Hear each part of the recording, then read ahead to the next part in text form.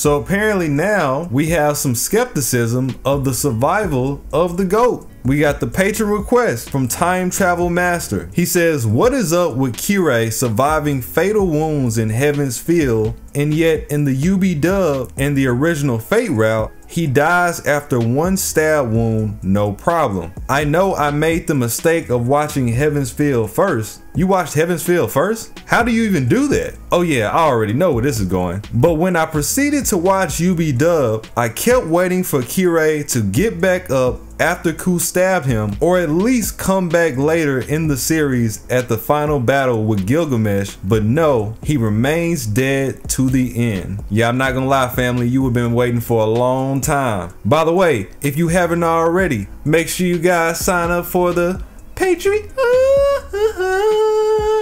You get access to early content and priority on your requests. Before we get off into this one, I do want to say that the outcome that he thought it was would make for an amazing bad end. Like, imagine Shiro fights Gilgamesh, he's depleted the reality marble, he's exhausted, Ren's exhausted, Archer's gone, Gil's gone, and then all of a sudden Kirei pulls back up and yeets him across the field. Rejoice, boy. I don't die when I'm killed either. So going straight into the Fate route, and we have covered this somewhat on the channel already in regards to Shiro having his 1v1 with Kirei and how he had to use Ren's Azov dagger in order to take him down. It says this is all too famous a dagger. It's a dagger for rituals more so than for battles. A magecraft wand shaped like a sword used to form magecraft circles and to affect physical divine mysteries. The word Azov is carved into the jewel on the handle. The blade must be Tosaka's preference as it's shorter than usual. This weapon, favored by a famous occult scholar, that being Paracelsus, who pretty much dominated the world, is called the Azov sword. It's like the proof of adulthood for a magus, and it's like a gift you get for getting into school. Ren says you should be able to tell, it's my dagger. It's weak compared to my jewels, but I put magical energy into it from time to time. You can activate it by yelling the incantation and putting as much magical energy into it as you possibly can. So when Shiro was finally able to get around the Grail Mud and close the distance on Kirei, this is what he used to take him down. It's not like it was just some regular blade, it was a mystic code. And what Ren means by putting energy into it from time to time, she means putting energy into it for the past 10 years that she's had it, from the time that Kirei gave it to her as a child at her father's funeral. The whole thing was meant to be poetic to begin with, but the idea is that the dude was getting hit with 10 years worth of magical energy in one shot. That's not that unbelievable. And even when Shiro did this, he still had to input his own magical energy just to make the code activate. If he wasn't able to do his half, he still wouldn't have pulled it off. Ren has powerful things at her disposal. It's no different from her using her jewels to take out Heracles in the same route. And that's really one of the main points that it was making. The spinning body and all the magical energy in his right hand, he punches the dagger in the priest's chest and does the incantation. The magical energy is poured into the Azov along with the word of release. Sparks fly onto the priest's uniform. The sparks are coming from the dagger in his chest. No chunks of flesh or blood are flying out, but still, the battle here is over as well. He doesn't even look at me. He is just looking down at the dagger in his chest in disbelief. The wind coming from the void above eliminates the sounds around it in the rumbling silence. Why do you have this sword? It's not mine. I borrowed it from Tosaka. And so, as I was mentioning before, Kirei is lapsing through his mind trying to remember what he did with the sword, and then it finally comes to him, oh yeah, I did give it to her. That was my bad. How long was he thinking? He sighs, and the body that hasn't moved since the beginning of our confrontation finally moves. I see. There indeed was a time when I gave it to some girl on a whim. I believe it was 10 years ago. I see. No wonder I have become weak. Even he didn't question it when everything started to circle back around again. How could he? Back in Phase Zero, Kirei opened the box. On the velvet-lined interior neatly lay an exquisite dagger. This is the Azoth dagger. It has been meticulously crafted from heirloom jewels. After it is filled with prana, it can be used as a mystic code. You have learned and practiced the ways of the Tosaka magecraft. Use this as the proof of your graduation. And then we all know what happens here. Kirei gets the backstabbing quite literally and even keeps the dagger all the way to the end. We go to the section where he gives it to Rin. It says, "This is what I received from Tokiomi Sensei in the past when he recognized the achievements of my magecraft studies. I think it's better that you take care of it from now on." Rin took the dagger, pulled the dagger from its sheath, and studied it carefully. She caressed the leather of the hilt on the blade almost reverently, as if she could feel the warmth of her father's fingers within. Rin didn't know anything. The dagger that she held in her hand and received her tears was once fully stained with the fresh blood that poured out of Tokiomi's heart. Perhaps she would even consider this dagger as a memento of her memorable father and differentially treasure it in the future. Of course, the prerequisite was that she did not know this was the murder weapon that killed her father. This extreme irony and the pleasure of violating a pure heart made Kotomine Kirei receive an insurmountable satisfaction. Yo, this man Kirei is sick. So that's the fate route. So then we move over to UB-Dub when Kirei tries to use his command spells to make Ku take his own life, except Ku ends up surviving long enough to take Kirei's. Shinji says, "Kotomine, you know Tosaka's mine, right? Only I have business with her. You can go to the church and wait for this to be over." Kirei says, "I do have business with her. I need her to become the Holy Grail here." Mato Shinji does not understand what the priest is saying. The only ones who understand are the priest and the sacrifice, Tosaka Rin. "Finish off that trash, Lancer. The vessel does not require a heart." Only Mato Shinji reacts to those words. "What's wrong, Lancer? It's just a girl. It should be easy to pierce her." The priest shows no mercy. To that, I refuse. I can't obey that order. Use the command spell if you want me to do it. Lancer replies while looking at the priest as if he was an enemy.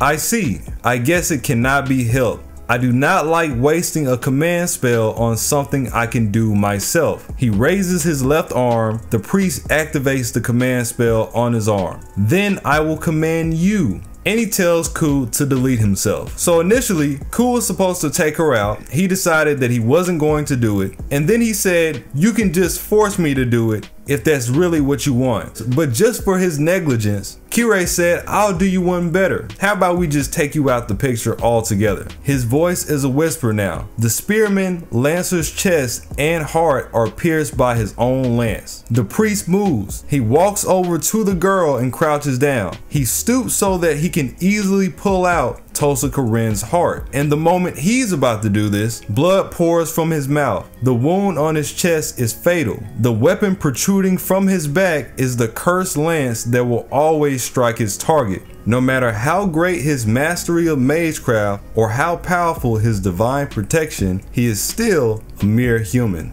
There is no way for him to be alive after being stabbed in his heart by the demonic lance. So looking at this, I can see where Travel is coming from, because this is a lot less straightforward than the first route where it just puts it out to you. He's basically saying, if he survived in Heaven's Field, then how did he die here? And it gets even more interesting when you look at the description for these phantasms. So for Hassan's delusional heartbeat first, it says a mirror image is taken of the target to be killed. And from this mirror, an ether clump is used to create an exact double existence. This double existence has a property of resonance with the original, so that if the double existence is harmed, the original will suffer the same damage. With this technique, an imitation heart belonging to the target is crushed, and the target dies without any outward sign of the injury, as his heart alone is pulverized. Delusional heartbeat is a noble phantasm of absolute death. However, as with other phantasms, it is neither invincible nor perfect. And then you go down later on, there's also exceptional opponents such as servants that can move without a heart, or individuals that are unaffected by a destroyed heart such as Kotomine Kirei. And this is straight from the Fate material. It outright acknowledges that crushing Kirei's heart for this phantasm specifically wouldn't work. It would be ineffective, right? We go over to Gable. Again, straight from the material. It says it will unerringly pierce an opponent's heart and can annihilate dozens of people with a single throw. So the main difference here is that Hassan conceptually makes a fake heart to destroy, but this would imply that you're using a regular functioning heart to begin with, which by that time in the story, Kirei is already being supported by the black heart that's given to him by Angramanyu, whereas Ku doesn't have to create a conceptual heart, and he literally stabbed Kirei in the heart itself. So regardless of the support, he still goes down. And if you're wondering what happened to Ku, the phantasm also works on him. It tells us Lancer will disappear once he falls to the ground. He lost his heart and his master. He is still able to maintain his body because of his dirty survival tricks. Or in other words, his battle continuation. So even though it did work on him too, he was able to go the extra distance because of his skill. And not only that, but considering that we have other circumstances to support that, Ku having that grace isn't anything unbelievable. And then finally, we move over to the Heaven's Field route in Kirei's battle against Hassan of the Cursed Arm, majority of which being off screen even in the novel. It says it's an unavoidable attack. Assassin knows the priest's capabilities. He knows his prey is tired and wounded, but that's it. The priest will inflict injury, but will have his heart torn out in turn. Assassin's arm does its job first. His noble phantasm, Zavanya, sticks to the priest's chest and creates a fake heart, but he feels no solid response. The man gives no reaction, as if it's empty. And this goes back into that distinction of his phantasms and just phantasms in general. Though Hassan and Ku's phantasm are both similar to each other, although they're both conceptual, they do still function by different means. And this gives a lot of light to that. You can't just expect the same thing because they're near each other. It clearly shows us that creating the fake heart didn't work. And the reason that Kirei is surviving all of these wounds, although he had the intentions of them being fatal, and I mean Hassan's dirks, majority of them never connected. So it's not like the situation with the first two routes where he essentially got one-shotted in both of them. This is just common battle damage. And to bring all of that full circle, you have the scene where Kirei meets up with Sakura and she decides to cut his connection to Angra altogether after the fight because she had that authority. Kirei falls to the ground, coughing up blood. It doesn't stop. He can't stop coughing up blood. Every time he tries to breathe, it wells up in his throat. Sakura tells him, "How does it feel to have someone grab hold of your heart? Your life's under my control no matter where you are. You died 10 years ago. Emiya Kiritsugu shot your heart and you died. But you stayed alive because of one reason. Who was it? It's the servant I ate before, but I guess his name doesn't matter." Of course, this is Gilgamesh. That gold person was showered with the contents of the Holy Grail, which connected him to it. But it couldn't taint that man, so it flowed into you, his master, right? And you were resurrected. Avenger, your life was saved because Angramanyu supplied you with magical energy. Yes, you're connected to Angramanyu, but I'm Angramanyu. And she's basically saying that she's his surrogate mother. So I squashed it. I destroyed the fake heart that kept you alive. I can squash your organs too if you want. I can pull out your insides no matter where you are. And at that point, Sakura is pretty much about to start contorting Kirei's body, and the only reason that she stops is because this was happening at the same time that Shiro was fighting Berserker. He just did 9 lives, and so she stopped because she realized she had lost her servant. So her original intentions was to kill Kirei right here. And another thing that you have to consider is Kirei's techniques between his magecraft and his miracles from the church. He knows how to heal himself. That's just a part of his kit and something that was expected of him working under the branch. We've seen him perform surgery on Shiro. We've seen him perform surgery on Sakura, both being successful. So we know that he's much more capable beyond just him fighting. It's just that for something like this, while he can sustain, he can't negate not having an actual source to go off of. And by this point, he had lost both of them. And Kirei had already admitted to the fact that